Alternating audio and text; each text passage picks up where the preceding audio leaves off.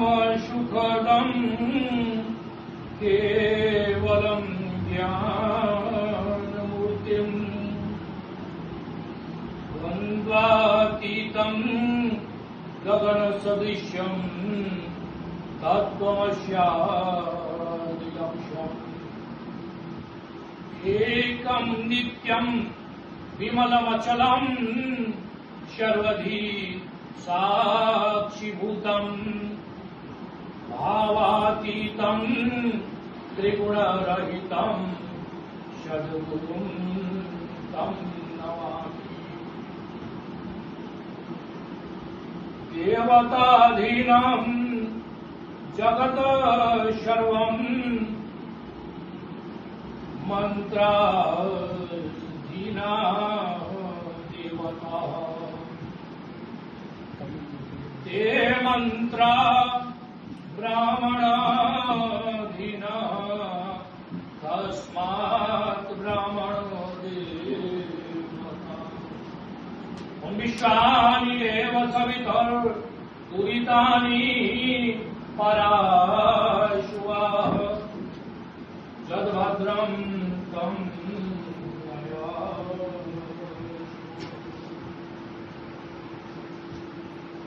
मंच पर विराजमान बिंदु ब्राह्मण पंचायत के अध्यक्ष भाई साहब,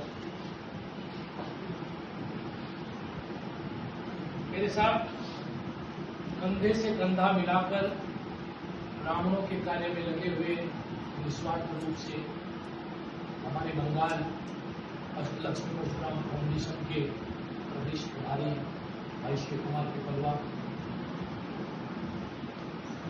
मेरी भाई और भाई शुभकरण जी, भाई बजरंग लाल जी, सामने की दीर्घा में भाई सज्जन जी, जिनसे इन दिनों मुलाकात के बाद एक अत्यधिक प्रेम और स्नेह हो गया, भाई विद्याधर जी, चुमाल जी, छोटिया जी, मंडियाला जी, माटोरिया जी, सहल जी, और भाई साहब का नाम थोड़ा सा भेज महेश, एक्चुअली वो भी महेश जी है ना, ये मुझे थोड़ा कंफ्यूज हो गया, बाकी नाम मोटा मोटी मेरे ध्यान में रहे। आप सबके बीच आया हूं। सर्वप्रथम तो मैं निवेदन करना चाहता हूं कि भाई बजरंग जी, शुभकरण जी या विद्याधर जी का मैं छोटा भाई हूं, इनके लिए मैं आदरणीय नहीं हूं, इनके आशीर्वाद का पात्र हूं।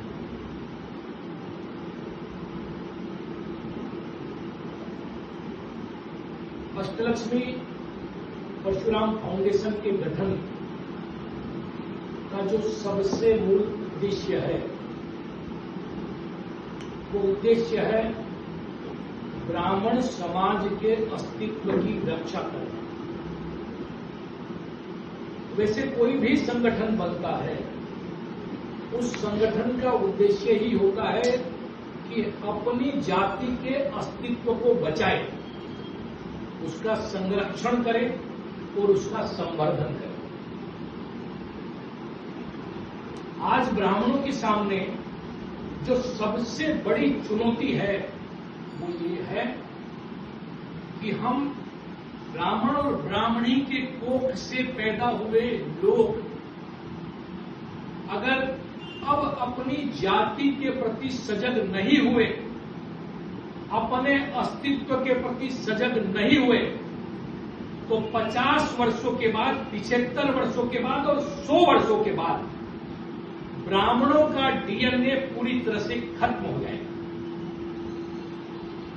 आज का जो दौर है, ये तथाकथित आधुनिकता का वाद का जो दौर है, जिसमें संस्कार स्खलित हो रहे हैं, संस्कारों का पतन हो रहा है, परिवार छोटे होते जा रहे हैं, 2 बच्चे हैं सबके, कई रिश्ते बुआ का है, चाचा का है, ऐसे रिश्ते खत्म हो रहे हैं, कईयों को मासियां नहीं है।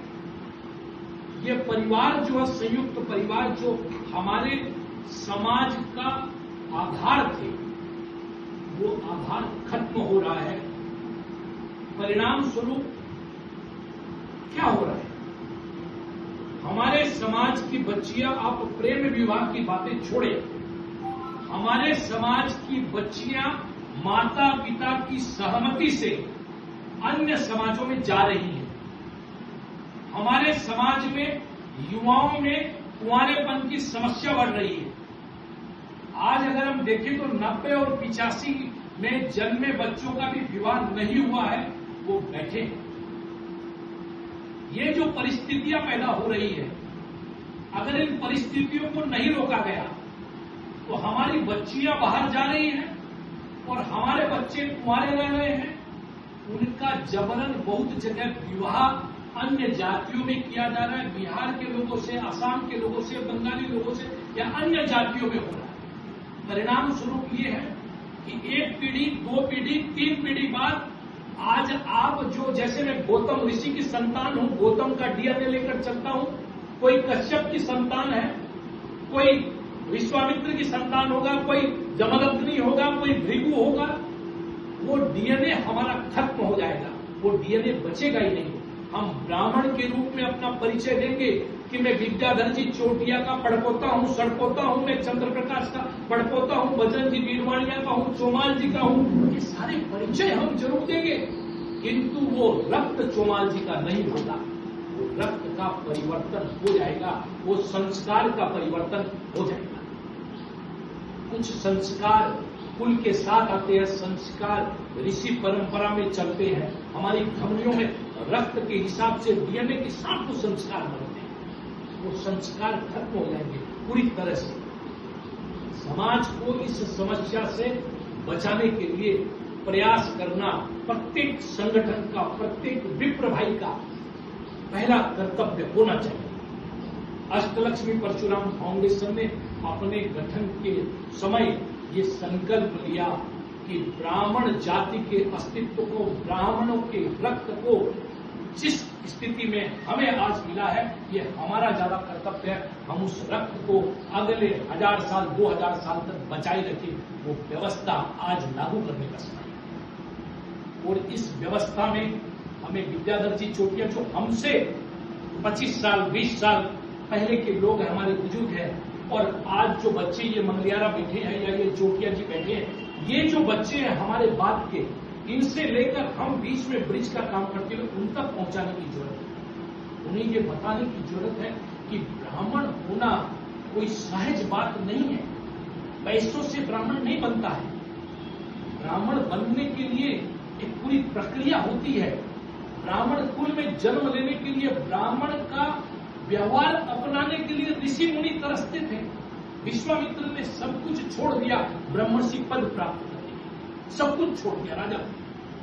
ब्राह्मण कैसे ही नहीं बनता। ब्राह्मण एक गुडविल का नाम था, एक गुडविल थी ब्राह्मण की। रावण सीता जी का अपहरण करने आया तो देवता का स्वरूप भी धारण कर सकता था, लेकिन नहीं किया। उसने ब्राह्मण का रूप धारण किया, क्योंकि वो जानता था कि केवल ब्राह्मण के रूप में जाऊंगा तभी माता जो है वो लक्ष्मण रेखा पार करके आएगी और किसी पे विश्वास न करेगी। बबरी जब गए तो भगवान ने ब्राह्मण का भेष धारण किया और उनका सिर मांगा। बबरी ने ब्राह्मण का भेष धारण किया। कर्ण से कवच कुंडल मांगने के लिए ब्राह्मण का वेश धारण किया। अर्थात ब्राह्मण पर विश्वास कितना था, आस्था कितनी थी कि ब्राह्मण सामने आ गया, अब कोई बात नहीं है, सब कुछ दे। ये था ब्राह्मण कोई सहज बात नहीं थी। किंतु समस्या क्या है, ये जो लॉर्ड मैकाले का एजुकेशन सिस्टम, शिक्षा जो ये लागू हुई, हमारे जो संस्कार थे वेद के, पुराणों के, हमारा जो गुरुकुल सिस्टम था, वैदिक एजुकेशन सिस्टम था, ये सिस्टम खत्म हो गया। उस समय जो ज्ञानवान ब्राह्मण थे, अचानक से उन्हें लगा कि नया जो ज्ञान है हमारा, इस ज्ञान के साथ हम जुड़ नहीं पाए। आर्थिक हो गया। जब हमारे बाप दादा ऋषि पढ़ाते थे तो शिक्षा सबके लिए सहज सुलभ थी, मुफ्त थी। जब हमने चिकित्सा के क्षेत्र में कदम रखा, हमारे ऋषि मुनि जब चिकित्सा करते थे तो राजा के लिए और राजा के धोबी के लिए समान चिकित्सा थी और मुफ्त थी। हमने सब कुछ मुफ्त सहज सुलभ कराया। हमने जब शास्त्रों का ज्ञान दिया तो सहज सुलभ कराया, मुफ्त में दिया। हमने शस्त्रों का ज्ञान दिया, हमने मुफ्त में दिया। हमने अर्थनीति का ज्ञान दिया, हमने मुफ्त में दिया। निःशुल्क का सबके लिए समान रूप से उपलब्ध था। किंतु जब अंग्रेजी सिस्टम लागू हुआ, शिक्षा का व्यवसायीकरण हुआ, उस व्यवसायीकरण का परिणाम ये हुआ कि हमारा जो एजुकेशन सिस्टम था उसको बताया गया संस्कृत खराब भाषा है, अंग्रेजी बोलने वाला विद्वान है, भारत के जो संस्कार है, जो परंपरा है, ये गलत है, रूढ़िवादी है, पुरातनपंथी है। अंग्रेजी में जो बोलता है, अंग्रेज जो सोचता है, अंग्रेजी तरीके के जो कपड़े पहनता है, केवल वही बुद्धिमान है, केवल वही विद्वान है। हमने क्या शुरू कर दिया? हमने अंग्रेजों का अंधानुकरण शुरू कर दिया। लॉर्ड मैकाले ने खुद उस समय वायसराय को चिट्ठी लिखी, ये 1835 में, जब उन्होंने शिक्षा ये प्रणाली लागू की, उसके 10 साल बाद चिट्ठी लिखी। और चिट्ठी में कहा, I have not found the blood of ancient disease in the veins of Indians, instead they have begun to ebb the western civilization. कि मुझे भारत के लोगों में और उनकी धमनियों में ऋषियों का रक्त अब नहीं दिखाई दे रहा है। इसके अलावा वो जो पाश्चात्य लोग जो है, हमारी जो संस्कृति है, उसका अंधानुकरण उन्होंने आरंभ किया। ये बात अगर 45 में 1845 या 50 में की गई तो आज स्खलन किस दौर में किस स्थिति में पहुंचा है आप सोचिए। संस्कारों को बचाने वाला कौन था?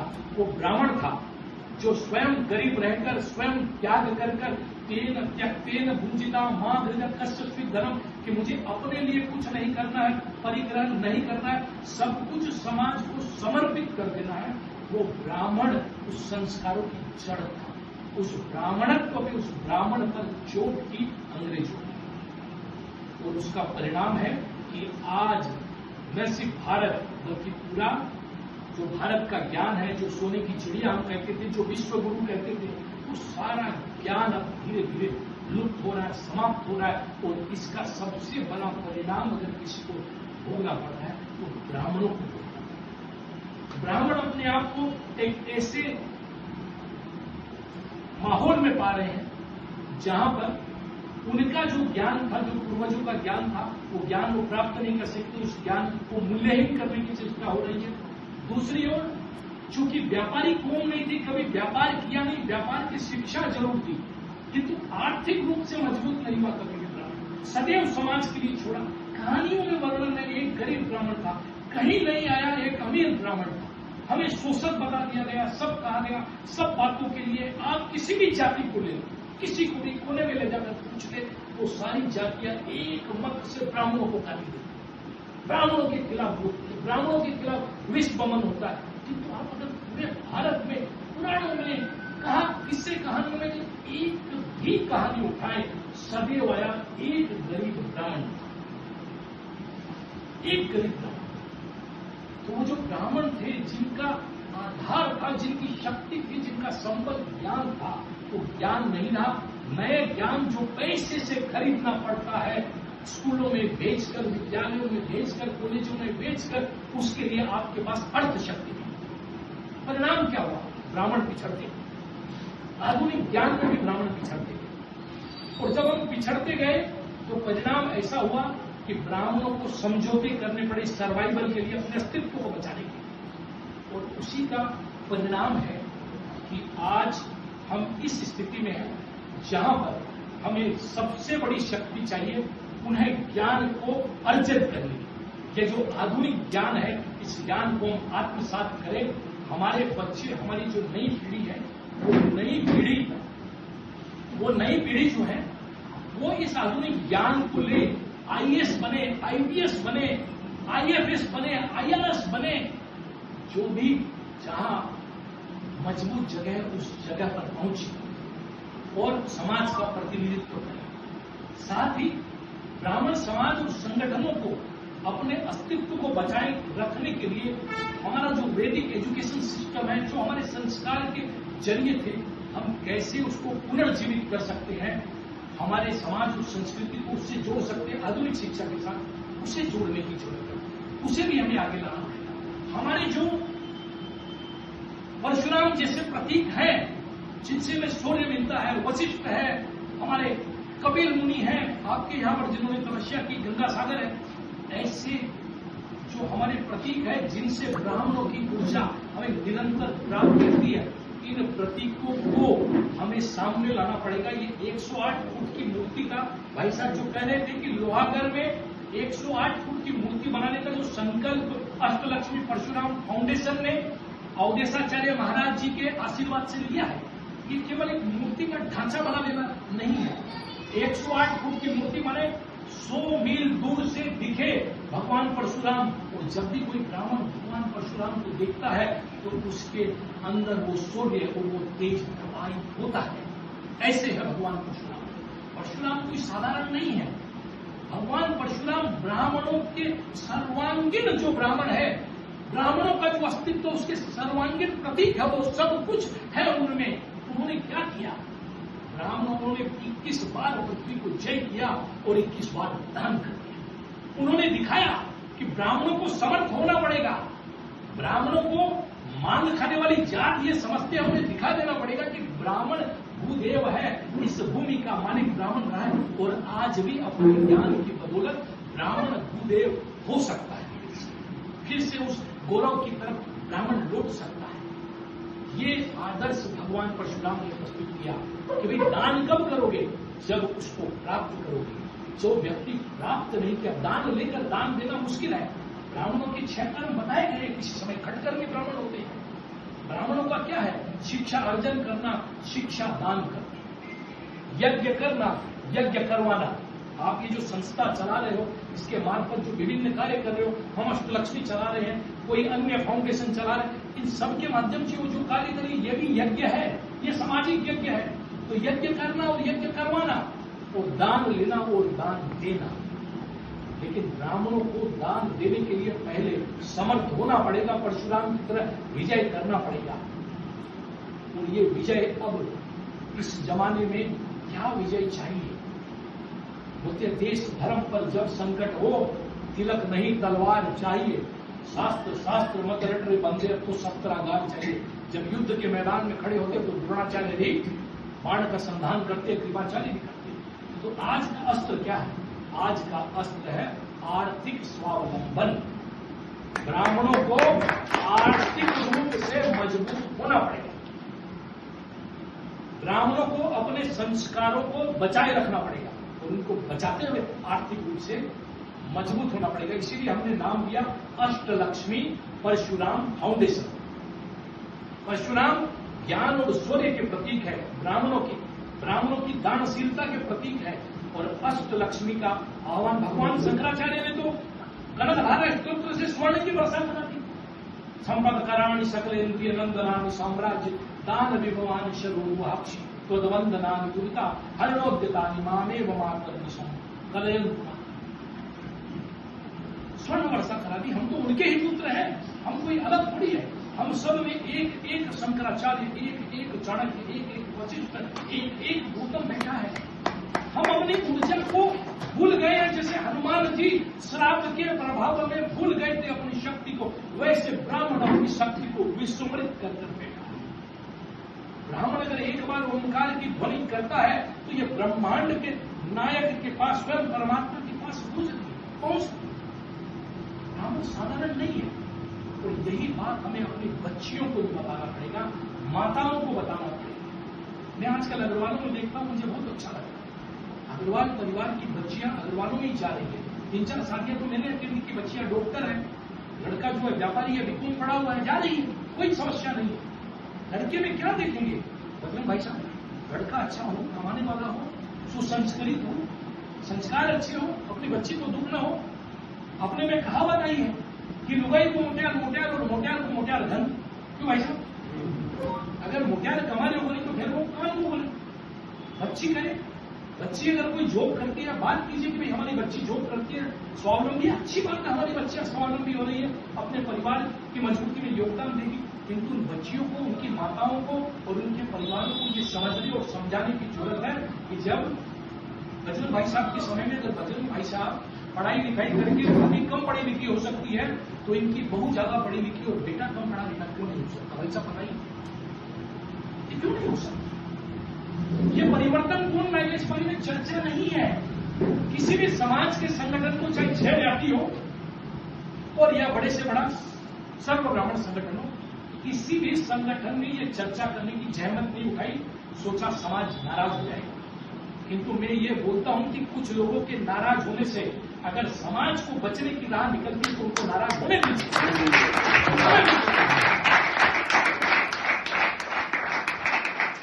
ये समाज बचना पड़ेगा, ब्राह्मण बचना पड़ेगा, ब्राह्मणों का अस्तित्व बचना पड़ेगा।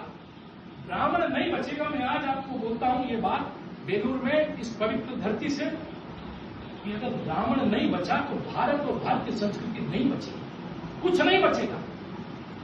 ये ब्राह्मण ही है, आज भी ब्राह्मण ही है जो परिग्रह छोड़ सकता है, त्याग की भावना रख सकता है, कुछ आया तो कुछ देने की हिम्मत बिना किसी भाव के बच सकता है।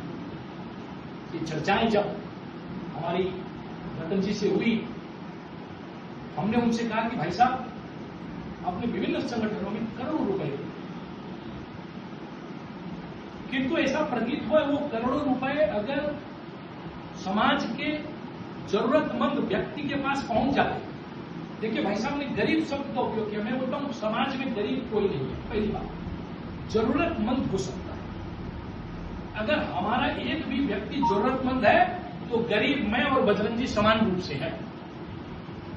अगर आपका समाज पूर्ण रूप से विकसित नहीं है तो पूरा समाज गरीब है कि आपने उसको गरीब छोड़ के रखा है, आपने उसको विकास की मुख्य धारा से नहीं जोड़ा है, तो आप सब गरीब हैं। चाहे सोच से गरीब हो, चाहे धन से गरीब हो, कहीं ना कहीं हमारी कमी है, एक समाज के रूप में हम फेल हुए। तो हमने उनसे चर्चा की और कहा भाई साहब पैसे बहुत लगे, 200-250 करोड़ 300 करोड़ रुपए विभिन्न जगहों में लगे हैं, विभिन्न जगहों पर गए हैं, लेकिन लगता है कि जिस व्यक्ति के लिए मैं हमेशा बोला, भाई साहब मुझसे मिले तो मैंने कहा कि गिरवानिया जी 1 रुपया दे रहे हैं, मैं 50 पैसा दे रहा हूं, भाई साहब 25 पैसा दे रहे हैं, खूब सम्मान होना चाहिए। दाता का सम्मान सदैव होना ही चाहिए। सबसे कठिन काम अगर दुनिया में है तो ये है कि अपना कमाया हुआ धन अपने बाल बच्चों और संतान के अलावा किसी को भी दे दे, चाहे वो समाज, सबसे कठिन काम। तो जो दे रहा है उसका खूब मान हो, मान में कमी नहीं है। जो समय दे रहा है, आज के दौर में धन से भी महंगा समय हो गया, जो समय दे रहा है खूब सम्मान करे उसका। और किसके पास समय है अपना घर परिवार सब कुछ छोड़कर अपने जेब की कुड़ी लगाकर समाज में आएगा? किसी के पास समय नहीं। लोग बोलते हैं रविवार को मीटिंग हो, लेकिन वो तो शुक्रवार शनिवार को भी बैठा, वो तो सोमवार को भी बैठा, वो तो मंगलवार को भी बैठता बेचारा कि आपसे रविवार को बातचीत हो सके, इसके लिए वो पूरा सप्ताह खराब करता। उसका खूब मान होना चाहिए जो समय देता है। किंतु वो जो मान देता है, जो मान लेता है, उन्होंने धन दिया, 1 रुपया दिया, 1 करोड़ दिया, 100 करोड़ दिया, वो कम से कम ये तो चाहता ही है ना कि ठीक है मेरा मान हो, लेकिन मैं जो धन दे रहा हूं उस धन का उपयोग बेलूर में मेरा जो सबसे जरूरतमंद परिवार है उसके उत्थान में लगे, उसके विकास में लगे, उस ब्राह्मण के विकास में, ये तो चाहता है। यही उसकी सोच होगी। अगर ये धन वहां तक नहीं पहुंच रहा है तो फिर समाज को जागरूक होकर सोचने की जरूरत है। हमने ये बीड़ा उठाया कि हम तो समाज से कुछ लेने के भाव से आए नहीं, कोई चाह ही नहीं है कि समाज से कुछ ले, और ब्राह्मणों को संकल्प करना पड़ेगा कि कुछ नहीं लूंगा, दूंगा, समय दूंगा, श्रम दूंगा, मेरे पास जो क्षमता है उस आधार पर धन भी दूंगा, किंतु अपने समाज को आगे बढ़ाऊंगा, समाज के लोगों का। हमने एक कार्यक्रम किया, पहले गुवाहाटी में किया था स्कॉलरशिप डिस्ट्रीब्यूशन, तिनसुकिया में किया, फिर सिलीगुड़ी में किया, फिर आपके कोलकाता में। कोलकाता में हमें खासी परेशानी का सामना किया। ये बात कहने में हिचकता नहीं, बहुत से लोगों को हमारे ब्राह्मणों ने फोन किया, कहा मत जाना प्रोग्राम, ये प्रोग्राम तो उनका है, ये प्रोग्राम इनका है। मैंने कहा भाई ये प्रोग्राम इनका और उनका है ही नहीं। आप रतन जी शर्मा का नाम भूल जाए, आप चंद्रप्रकाश शर्मा का, शिव कुमार शर्मा का, गजन जी का नाम भूल जाए। ये नाम सिर्फ नाम है, इनके पीछे जो शर्मा लगा है उससे ध्यान रखे, ये प्रोग्राम ब्राह्मणों का है और ब्राह्मण बच्चों के लिए। रतन, चंद्र, शिव कुमार ये महत्वपूर्ण नहीं है, ये नाम तो आपको दूसरे समाजों में भी मिलेंगे, रतन जैन भी होगा, चंद्र प्रकाश जैन भी हो सकता है, किंतु हमारे पीछे ये जो शर्मा लगा हुआ ना, इंदौरिया लगा है, मंगलारा लगा है, पारिक लगा है, पामुल पारिक है, ये इन पे आप ध्यान दीजिए, ये कौन है, किसका प्रतिनिधित्व करते हैं? ये ब्राह्मणों का प्रतिनिधित्व करते हैं और इस संकल्प के साथ आए हैं कि हमारे बंगाल के जो ब्राह्मण बच्चे हैं, इन बच्चों के बीच हम जाएंगे। पर धन का कोई महत्व नहीं है, भाई साहब ने सही कहा, 2100, 3100, 5100, 11,000 बहुत बड़ी राशि नहीं है, इसका कोई मतलब भी नहीं है। ये तो सिर्फ ऐसा मान लीजिए कि गुवाहाटी से चलकर आपके बच्चों के चाचा, आपके भाई, कोई लोग आए, आपके घर में मैं गया, बच्चा मिला, मिठाई का टोपला नहीं लेके गया, उसके हाथ में 100 रुपये थमा दिए कि बेटा ये मिठाई खाना तुम्हारा चाचा है। तो ये भावना ये था, केवल ये था। और उसमें एक वर्गीकरण इसलिए किया कि हमारे जो बच्चे हैं उनको आज हम समाज की तरफ से खड़ा हो गए। हमने कुछ नहीं किया, ये बंगाल के ब्राह्मण समाज ने उसका आयोजन किया। हम तो अतिथि थे, हम अतिथि थे, उनका सहयोग अवश्य कर रहे थे, किंतु ब्राह्मण, बंगाल का ब्राह्मण समाज लगा। निमंत्रण करने में भाई साहब थे, ये लोग निमंत्रण कर रहे थे, भाई साहब थे, ये लोग निमंत्रण कर रहे थे। हमने निमंत्रण कितनों को किया? इन्होंने कहा कि भाई साहब मंगलारा जी को फोन कर दो, कर दिया, विद्याधर जी को फोन कर दो, कर दिया, पारिक जी को कर दिया। लेकिन निमंत्रण इन्होंने फोन करने के बाद कहा मेरी बात होगी, फिर भी एक बार फोन करो। क्यों भाई साहब? तो कार्यक्रम आपका था, हम तो अतिथि थे। हम इस कार्यक्रम में आए, उसके पीछे मूल कारण वही अस्तित्व रक्षा की बात थी कि ब्राह्मणों का अस्तित्व बचे। हमारे जो बच्चे हैं, जो आज ये जो परिवेश है पाश्चात्यकरण का, जिसमें भारतीय संस्कृति ही बची हुई नहीं दिख रही है, ऐसे समय में हमारे जो बच्चे बाहर जा रहे हैं, विभिन्न लोगों से मिलते हैं, उनके संस्कारों में बहुत से कारणों से परिवर्तन होता है। वो देखते हैं कि बहुत पैसा वाला है, बाप रे बहुत पैसा वाला है, मेरे पिताजी कमजोर हैं, कहीं नौकरी कर रहे हैं, तो इसी का रास्ता अपनाया जाए, ये भी बहुत बड़ा कारण है। उसको बताना पड़ेगा कि उसके पिताजी से तुम्हारे पिताजी और तुम्हारे पिताजी के पिताजी के संस्कार बहुत मजबूत थे। तुम्हारे पिताजी और उनके पिताजी वो थे जो भगवान विष्णु के पास जाकर उनको भी लात मार कर आ गए। ये तुम्हारे पिताजी, ये बताना पड़ेगा। हम कौन है, हम कौन से भृगु नंदन है, ये बताना पड़ेगा। हमने उनको उनके गौरव के ऋषियों के बारे में बताया कि हमारे बच्चे जानते ही नहीं है, अपने गोत्र तक नहीं जानते। फोन करके पूछते हैं कि पापा आपको गोत्र पूछो है, बोले भाई चोटी है नहीं, चोटियों को गोत्र पूछो, कोटी में है कि बताओ भाई, पता नहीं, पूछना पड़ता है। पड़वाबा जी का नाम क्या पता ही नहीं, आप मुझसे पूछिए 7 पीढ़ी का नाम मेरे। तो कहने का मतलब है ये चीज कौन बताएगा भाई? विद्याधर जी बैठे हैं, वजन जी बैठे हैं, शुभकरण जी बैठे हैं, कुमार जी बैठे हैं। मैं इनसे निवेदन करूंगा कि बच्चों के एक ऐसे क्लासेस में उनको पूछें, सारे ब्राह्मणों के, कि बेटा क्या नाम है? पारिक है, पारिक में पुरुष है, भाई मैं पुरोहित हूँ, पुरोहित में पुरुषों बोलता है, नारो ऋषि बोलते पुरुषों, बताओ बेटा, उनको बताओ, सार्वजनिक रूप से कीजिए, उनको बताइए उनका ऋषि बोलते, उनका परिचय करवाइए अपने आप से। तो हम जो इस कार्यक्रम में आए, इस कार्यक्रम के पीछे ये मात्र बीजारोपण है। हमने एक बीज रोपने की चेष्टा की है। उन बच्चों को अष्टलक्ष्मी परशुराम फाउंडेशन के नाम से पूरे ब्राह्मण समाज के बीच में हम लाए और लाकर बोले बेटा, वो विद्याधर दादाजी बैठे हैं, मैं चंद्र प्रकाश हूँ, तुम्हारा चाचा हो सकता हूँ, तुम्हारा ताऊ हो सकता हूँ, ये रतन जी है, तुम्हारे ताऊ चाचा हो सकते हैं, ताऊ ही होंगे, मोटा मोटी जो 10वीं 12वीं में पढ़ रहे हैं, हम या तो उनके चाचा होंगे या ताऊ होंगे या दादा में होंगे। तो हम तुम्हारे ये जो आए हैं, ये क्यों आए हैं? इसलिए कि आज तुम्हारी इस खुशी में जो तुमने प्राप्त किया है, हम सब गौरवान्वित है। तुम्हारा ये पूरा ब्राह्मण समाज गौरवान्वित है। बच्चा तुम अकेले नहीं हो, तुम्हारा पूरा समाज तुम्हारे साथ है। ये भावना बच्चे को दे और साथ में बेटा ये हमारी तरफ से एक बख्शिश है और ये आशीर्वाद और शुभकामना है तुम्हारे लिए 2100, 3100, 5100, 11,000 कि तुम और आगे बढ़ो और ब्राह्मण समाज और ऋषियों का परचम और आगे बढ़ाओ। ये बात तुम ध्यान दो।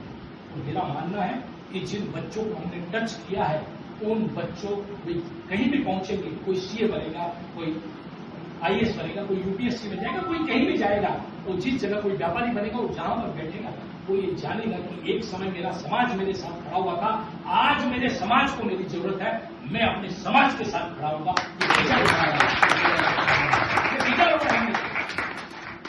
हमने संगठन को ऊपर से बनाने की कोशिश नहीं की कि हम 20, 30, 50 सिर्फ मजबूत लोगों को, आर्थिक रूप से समर्थ लोगों को पकड़ेंगे, संगठन बन गया, एक जगह करेंगे, खाना पीना हम कर देंगे, लोग आ जाएं, कार्यक्रम हो गया। ये हमारी नहीं है। हमने कहा हम गांव-गांव, व्यक्ति के पास जाएंगे, हर व्यक्ति को हम आगे बढ़ाएंगे, उसके साथ हमारा संपर्क होना पड़ेगा। बेलूर के हर व्यक्ति के साथ हमारा संपर्क होना पड़ेगा, हमारे संगठन का संपर्क होना पड़ेगा। कोई व्यक्ति, कोई परिवार छूटे नहीं, वो संपर्क होना पड़ेगा, तब जाके समाज की जड़ें मजबूत होगी। ऊपर देखने वाली टहनियां जो है वो टूट कर गिरने का डर हमेशा रहता है, नीचे से मजबूती लानी पड़ती है, तब वृक्ष खड़ा रहता है। तो समाज को वृक्ष बनाने का नाम अर्थलक्ष्मी परशुराम फाउंडेशन है, और ये संकल्प रतन शर्मा ने कहा है। रतन शर्मा का इतिहास वैसा ही है जैसा हम में से अधिकांश ब्राह्मणों का है। हमारे पास अगर 30 साल पीछे चले जाए तो हर ब्राह्मण या तो आर्थिक रूप से बहुत कमजोर था, या उनके पास वो शुरू करने की चेष्टा में था। अगर थोड़ी की संपन्नता हमारे बीच कहीं आई है तो 30 साल हो गए। 30 वर्षों में ब्राह्मण था है वो मजबूती से पहुंचा, कहीं पहुंचने की कोशिश अभी बहुत सफर बाकी है। 10-20% भी मुझे नहीं लगता मुश्किल है, अभी तो बहुत सफर बाकी है कि हमारे सारे लोग आगे बढ़े। 50 साल का टारगेट आपको लेना पड़ेगा, तब ये ब्राह्मण समाज बच के विकसित होकर आगे बढ़े। रतन जी का परिवार तो पंडित का परिवार था, कुछ नहीं था, 1-1 रुपये में करवाते थे, अमावस्या के दिन भोजन भी करने जाते थे, ऐसा परिवार था।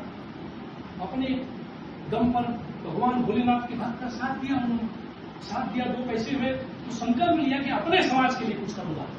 हमारे वहां गुवाहाटी में ब्राह्मण भवन था, हमारे बेनी प्रसाद जी रेणुवा लोगों ने मिलकर वहां पर ब्राह्मण भवन बनवाया, वहां के समाज ने मिलकर ब्राह्मण भवन बनाया। वो पुराने स्थान से पुराना था।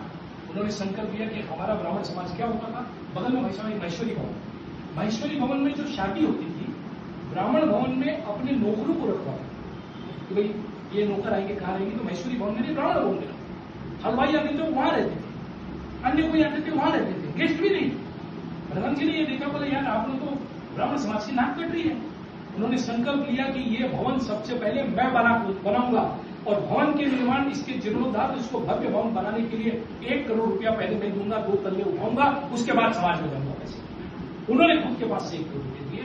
उस दिन से ब्राह्मणों के लिए करने का उनका जो एक जज्बा है, जो काम किए, वो उन्हें हुआ। फिर तो इतिहास है, 2008-9 में आपको पता विप्र फाउंडेशन बना, उसके संस्थापकों में वो है। व्यक्ति अपने आप को संस्थापक बोल सकता है, संस्थापक एक व्यक्ति कभी नहीं होता। वे लोग समाज में भी अगर संस्थापक रहेंगे तो बहुत से लोग मिलकर एक बीज रोपण करते हैं, वैसे ही बहुत से लोग मिलकर संस्थापन करते हैं। बहुत सेवा की, बहुत सहयोग की, अच्छी बात है कि वो लोग आगे बढ़ रहे हैं, अपने अपने तरीके से, अपने अपने विचार से आगे बढ़ रहे हैं।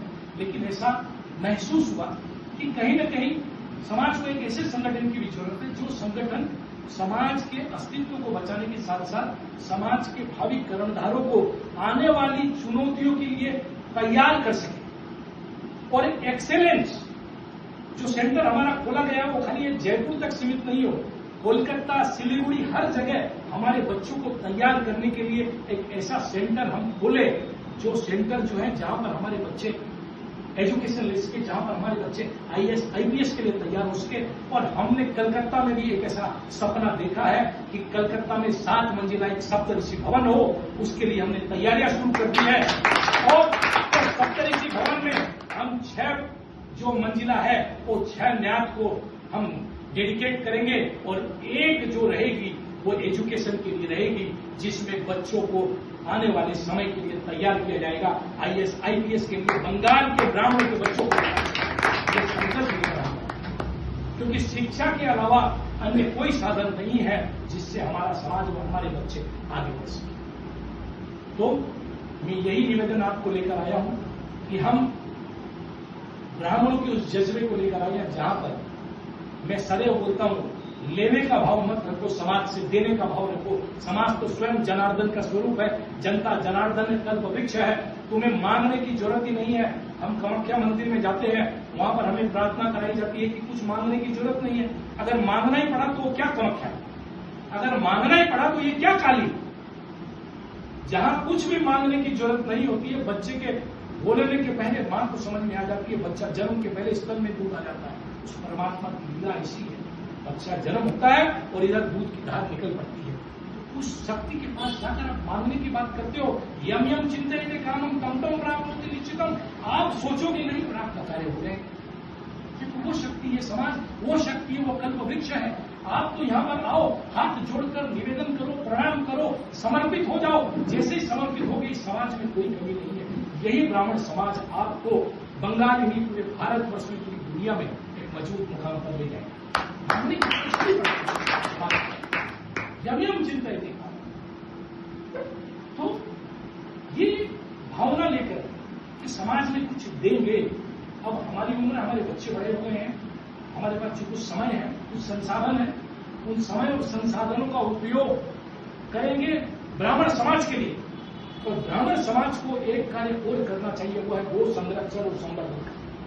ये कार्य भी हमारी प्रायोरिटी में है, क्योंकि भगवान जब आए पृथ्वी पर, कहा प्रभु क्यों आए? रावण को मारने का नहीं। रावण को मारना होता तो वहीं से विदीर्ण कर देता शरीर। परमात्मा को किसी को मारने के लिए प्रकट होने की जरूरत पड़ती है क्या? हमारे कहावत में आई है कि मारे आप दिखावे ताव। क्या हो गया? बुखार हो गया, क्या हो गया? हार्ट अटैक हो गया। लीला तो प्रभु की है ना, सारी लीला उसकी है, आना की जरूरत नहीं है। तो कहा फिर प्रभु क्यों आए? विप्रधेनुरसंहिता लीनम अनुचय अवतार। किसके लिए आया हूं? पहला नाम किसका लिया बताइए? नहीं, विप्र। भगवान ने कहा विप्रों के लिए आया हूं। विप्र प्रसादात अहम धरणी धरोहम। विप्र के प्रसाद से मैं इस पृथ्वी को उठाता हूं। विप्र प्रसादात अहम कमला वरोहम। विप्र का प्रसाद है, ये विप्र का आशीर्वाद है, जिसके कारण ये लक्ष्मी मेरी पत्नी है। विप्र प्रसादात अहम राम नामम। मेरा जो राम भी नाम है, ये विप्र का आशीर्वाद है। श्रृंगी ऋषि ने उत्कृष्ट यज्ञ करवाया, तो राजा दशरथ को 4 पुत्र हुए। तो ये भी विप्र का प्रसाद है। इसीलिए मैं किसके लिए आ रहा हूं? विप्र धेनु उर संतति। विप्र फिर धेनु यानी गाय, इसके लिए आया। तो अन्योनाश्रित संबंध है। गाय की दुर्दशा होगी तो ब्राह्मण दुर्दशा से नहीं बच पाएगा। ध्यान रखिएगा इस बात। गाय की दुर्दशा ब्राह्मण बच नहीं पाएगा। इसलिए ऐसा भी संकल्प है, हम ऐसी भी चेष्टाएं कर रहे हैं जहां पर गाय के गोबर का उपयोग करके गायों की गौशालाओं को स्वावलंबी कर सके। राजस्थान में मैं जा रहा हूं अभी अगले हफ्ते फर्स्ट वीक में। वहां पर कैलाशनाथ जी महाराज है, वो जिनके पास में काफी गायें हैं, उनसे हमारी चर्चाएं चल रही है। तो हम लोग चेष्टा करेंगे कि वहां पर गायों के संरक्षण के लिए, गायों को बचाने के लिए सड़क पर कोई गाय नहीं घूमे, उसमें हम क्या कंट्रीब्यूट कर सकते हैं, कैसे कर सकते हैं। तो इस प्रकार की योजनाएं हैं। हमारे प्रतीकों को, हमारे ऋषियों को कैसे बच्चों के बीच में ले जाया जाए, कैसे बच्चों को ये बताया जा सके कि वो ब्राह्मण है, ब्राह्मण की संतान है, ये कैसे बताया जा सके। ब्राह्मण होने के मायने क्या है? ब्राह्मण ने सदैव त्याग को स्वीकार किया है। धन पशु नहीं बने। तेन कर्तेन भुंजिता मां कस्य धनम ईशावाच्यम इदम शर्मम जगतिम च जगत्याम जगत। तेन कर्तेन भुंजिता मां कस्य धनम। संसार के कण में ईश्वर का वास है, ये मानते हुए जो ज्ञानी जन होते हैं त्याग पूर्वक आचरण करते हैं, क्योंकि उन्हें पता है आप इस जो भी धन आपने कमाया है, चाहे वो 1 रुपया कमाया हो, चाहे 100 करोड़ रुपए कमाए हो, इसका जो मालिक है वो परमात्मा है। You are just the custodian of the wealth, you are not the owner of the wealth. आप उसके मालिक नहीं है, आप उसके ट्रस्टी या न्यासी है। जिस दिन यहाँ से जाएंगे सब कुछ छोड़कर जाना पड़ेगा, आप एक भी नहीं रख सकते। इसलिए अपने परिवार के भरण पोषण के लिए जितनी आवश्यकता है उसके बाद त्याग पूर्वक आचरण करें, समाज को भी दें। ब्राह्मणों को देना अब सीखना पड़ेगा। मैं ये नहीं बोल रहा हूं कि आप सब कुछ लुटा दें। ब्राह्मणों को अपनी शक्ति और क्षमता के अनुसार जो 10,000 कमा रहा है 10 रुपया दान करें, जो 1 करोड़ कमा रहा है उस हिसाब से दान करें, जो 1000 कमा रहा है उस हिसाब से करें। मुसलमानों में ये बढ़िया है, ऐसा जो चलाता है मस्जिद में डेली शाम को 10 रुपया लगाता है। तो ब्राह्मणों को अपने आप को बचाने के लिए ये नीति अपनानी पड़ेगी। आप जहां जिस संगठन से जुड़े हैं उस संगठन को मजबूत बनाइए। अष्टलक्ष्मी परशुराम फाउंडेशन वेलोर समाज के हर अच्छे कार्य में आपके साथ है। जब जब आपको हमारी जरूरत है, हम सदैव, हमारा पूरा संगठन, हमारी पूरी शक्ति, तन मन और धन से आपके साथ में खड़े रहेंगे। और हम ये आशा करते हैं कि वेलोर में भी अष्टलक्ष्मी परशुराम फाउंडेशन को स्नेह, सम्मान और एक संगठन के रूप में आप लोगों का मार्गदर्शन मिलेगा।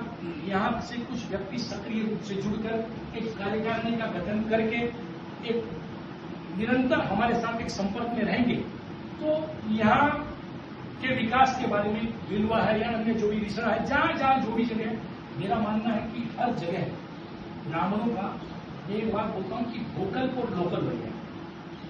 मोदी जी बोलते वोकल फॉर लोकल, मैं भी बोलता हूँ ब्राह्मण वोकल फॉर लोकल होगा। अब आपको कलकत्ता से बैठकर पहले जयपुर में कुछ बनाने की जरूरत नहीं, उसको जयपुर वाले देख लेंगे और नहीं देखेंगे तो वो समझे। हर गली में यहां पर आपका एक भवन बन जाए, नहीं बने एक रूम हो, 2 रूम हो, रिसड़ा में एक रूम हो, जहां पर मैं जाऊं तो बोले भाई खट्टा बेटा ब्राह्मण का रूम में बैठ जाए, ब्राह्मणों की 400 स्क्वायर फीट का एक रूम हो जाए, 200।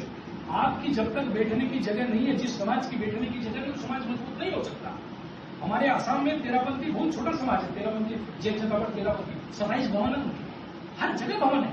कई जगह तो मैंने देखा 2 रूम का एक छोटा सा भवन बना दिया उन्होंने, कोई नहीं है वहां, 2 लोग बैठे हैं, जैन लोग अपने चला रहे हैं, महाराज जाते हैं बीच में अपना चौमासा के दौरान वहां पर एक दिन रुक जाते हैं। तो आपको छोटे छोटे करने पड़ेंगे जहां पर आप बैठ सके, चर्चा कर सके, क्योंकि समाज में जब तक चर्चा नहीं होगी, समाज के ज्वलंत मुद्दों को जब तक आप लोग कड़ाई से उठाएंगे नहीं, आलोचनाओं को स्वीकार करेंगे नहीं, तब तक समाज का संरक्षण नहीं होगा, समाज का अस्तित्व नहीं बचेगा, समाज के बच्चे शिक्षित नहीं होंगे।